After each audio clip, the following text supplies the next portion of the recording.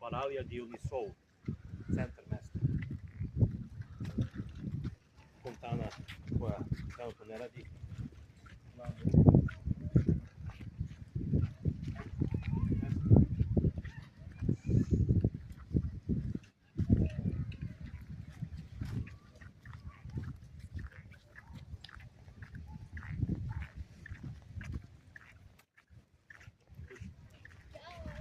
Koliko je pičak?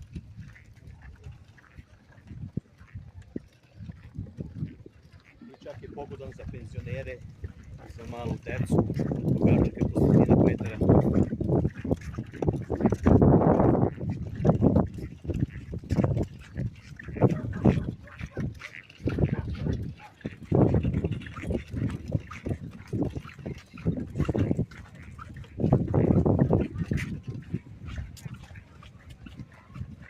Letalište dužine oko 2 km. Uredno popačeno.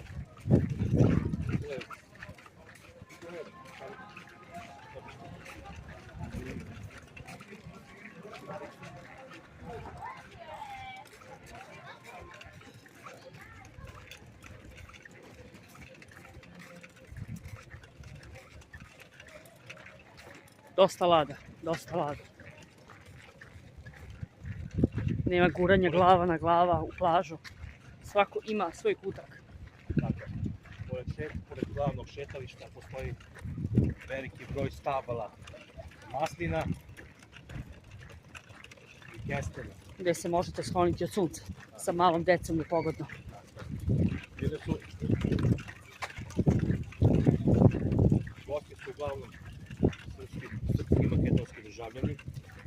Što je sada vikend, veliki broj grčkih državljana dođe do puta iz Soluna, tako da su uglavnom vikendom malo veće gužve, inače mesto je mnogo mirno.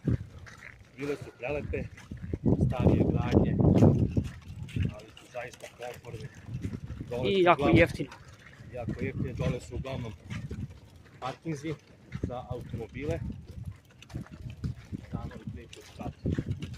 Uglavnom je tako ovdje.